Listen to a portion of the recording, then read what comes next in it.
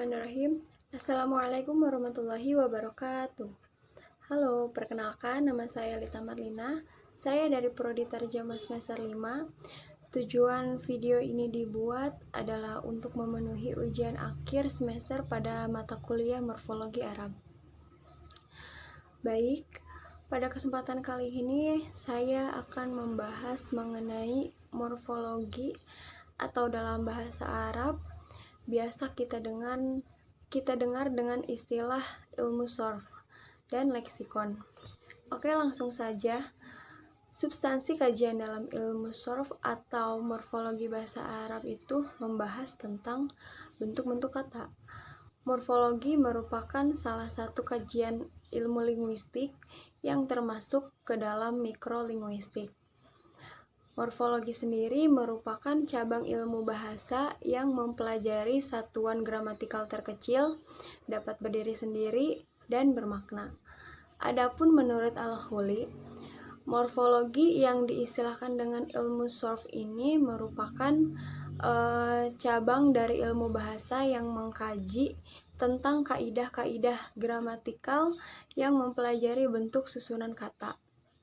Mulai dari awalan atau prefiks, akhiran atau sufiks, tengah atau infiks, kemudian morfologilah yang menyebabkan sebuah kata tertentu dalam bahasa memiliki makna leksikal atau gramatikal. Untuk memahami morfologi secara komprehensif, tentunya kita harus mengenal istilah-istilah yang berhubungan dengan morfologi dan menjadi bagian penting dalam satu letak posisi morfologi dalam ilmu bahasa.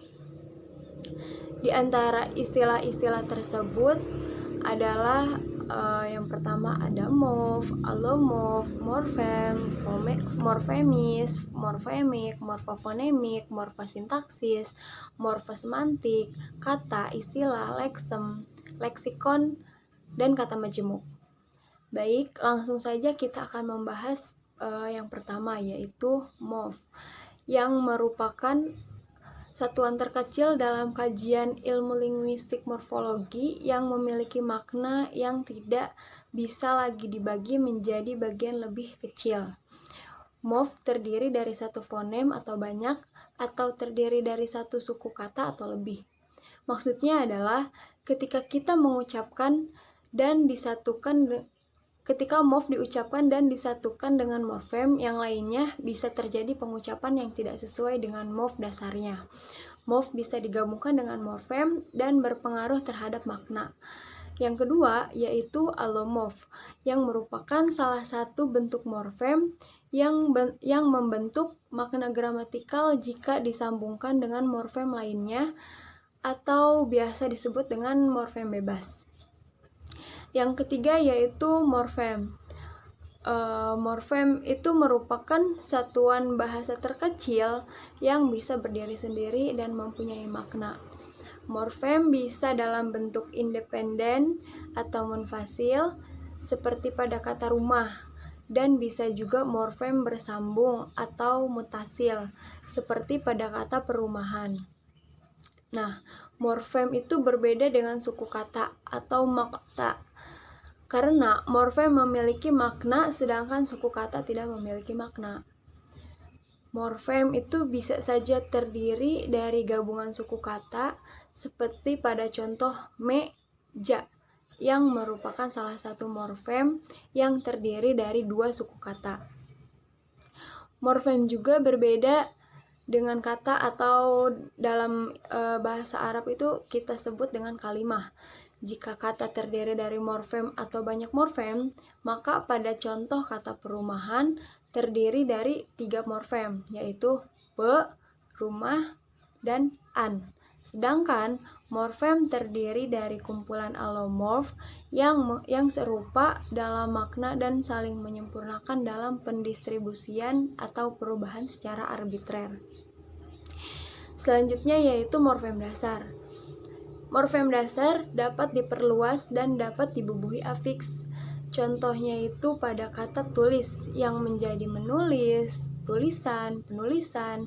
Kemudian yang kelima yaitu morfem dasar terikat. Yang morfem dasar terikat itu dapat menjadi kata apabila bergabung dengan morfem yang lainnya. Contohnya itu pada kata juang yang menjadi daya juang, kemudian pada kata temu yang menjadi temu karya, kemudian kata mayur menjadi sayur mayur. Selanjutnya yaitu morfem gramatikal. Morfem gramatikal yaitu penghubung di antara morfem leksikal. Kemudian selanjutnya yaitu morfem bebas, yaitu morfem yang dapat berdiri sendiri seperti kata saya, meja, dan lain sebagainya. Selanjutnya yang kesembilan yaitu morfem penyambung, yaitu merupakan morfem yang diletakkan antara dua gabungan morfem, misalnya antropolinguistik. Yang selanjutnya yang ke-10 yaitu morfemik, yang merupakan ilmu yang mempelajari morfem-morfem, pembagiannya, makna-maknanya, susunannya, serta alomorf, dan morfologi merupakan bagian dari morfemik. Selanjutnya ada morfemis yang bermakna kata yang bersifat morfem. Kemudian ada leksem yang berarti satuan terkecil dalam leksikon dan mendasari berbagai bentuk kata. Misalkan seperti pada kata tumbuh yang merupakan leksem dan leksikonnya itu menjadi menumbuhkan, tumbuhan, pertumbuhan, dan lain sebagainya. Selanjutnya ada kata majemuk yang merupakan gabungan kata yang memiliki makna sendiri. Kata majemuk sudah menjadi satu kesatuan dalam kamus.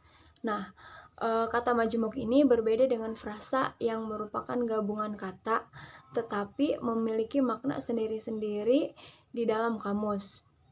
Selanjutnya yang terakhir yaitu istilah yang merupakan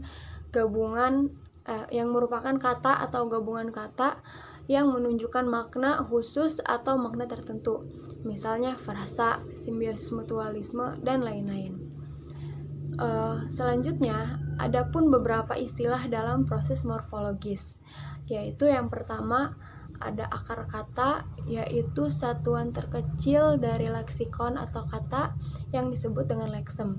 Leksem di sini berperan sebagai input dan sebagai bahan baku dalam proses morfologis. Sedangkan kata adalah satuan terbesar dalam proses morfologi yang berperan aktif sebagai output dan dapat dianalisis atas komponen yang disebut morfem. Yang kedua yaitu vokal, atau dalam bahasa Arab vokal itu biasa kita sebut dengan harokat atau tanda diakritik.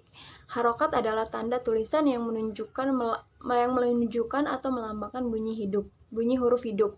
Lebih ringkasnya, vokal itu adalah tanda bunyi yang dituliskan di atas atau di bawah konsonan berpola aktif meliputi fathah untuk bunyi A, kasroh untuk bunyi I, dan domah untuk bunyi U, serta berpola pasif menjadi sukun, berpola pasif meliputi sukun, yaitu penanda hilangnya bunyi vokal. Yang ketiga yaitu radikal, yaitu inti kata yang mengandung makna inti dan menjadi dasar pembentukan kata. Dalam bahasa Arab, radikal disebut dengan aslun. Yang keempat yaitu afiksasi. Afiksasi adalah suatu istilah dalam ilmu linguistik yang berarti pemberian imbuhan, awalan, sisipan, akhiran pada kata dasar. Dalam bahasa Arab, afiksasi disebut pula dengan morfem terikat dan ditambahkan dalam kata sehingga berubah tugas dan maknanya. Sedangkan afiks adalah bentuk morfem terikat yang ditambahkan pada akar kata dasar sehingga merubah fungsi dari kata. Yang kelima yaitu ada fleksi atau infleksi yang merupakan perubahan bentuk kata yang menunjukkan berbagai hubungan gramatikal, mencakup deklinasi nomina, pronomina, dan adjektiva. Dalam bahasa Arab, fleksi atau infleksi ini disebut dengan tasrif atau taghyir, yaitu perubahan kata dari satu bentuk ke bentuk yang lain. Yang keenam yaitu desinensi yang disebut pula akhiran atau imbuhan atau morfem terikat. yang dirangkaikan di belakang kata seperti kata an, seperti imbuhan an, i, kan, lah, dan lain sebagainya.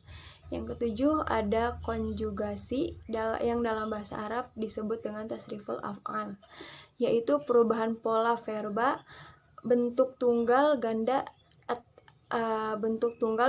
dan jamak, begitu pula jenis feminim maupun maskulinnya. Yang kedelapan itu ada deklinasi, yaitu perubahan pronominal atau adjektiva yang menunjukkan kategori, kasus, jumlah, atau jenis. Deklinasi dalam bahasa Arab disebut pula dengan tasriful asma. Nah, yang kesembilan itu ada derivasi, yaitu yang merupakan proses pengimbuhan afiks non-inflektif pada dasar untuk membentuk kata. Dalam bahasa Arab, derivasi disebut dengan istiqaq, yaitu pembentukan kata dari kata yang lain. Misalnya, pada verba yaitu mengajar dan nominanya itu pengajar. Nah, yang ke-10 adalah mazid. Mazid merupakan kata dalam bahasa Arab yang telah mengalami proses afiksasi atau telah mengalami penambahan afiks. Dalam bahasa Arab, mazid merupakan kata yang telah ditambahkan afiks baik satu jenis afiks ataupun dua ataupun tiga jenis. Bahkan pada kasus nomina bisa sampai 4 dan 5 tambahan. Biasanya istilah ini digunakan dalam verba atau fi'il dalam bahasa Arab. Yang ke-11 yaitu diverbalisasi yang merupakan proses pembentukan kata dari verba. Proses ini dalam bahasa Arab disebut dengan istiqaq fi'li atau penurunan kata dari fi'il atau verba. Biasanya kata-kata bentuknya diistilahkan dengan diverbal atau mushtaq fi'li. Yang ke-12 yaitu konsonan formatif. Konsonan sendiri merupakan bunyi bahasa yang sebagian besar dihasilkan dengan hambatan pada selaput suara. Sedangkan formatif dalam istilah bahasa Arab disebut dengan musyakilah atau mazid.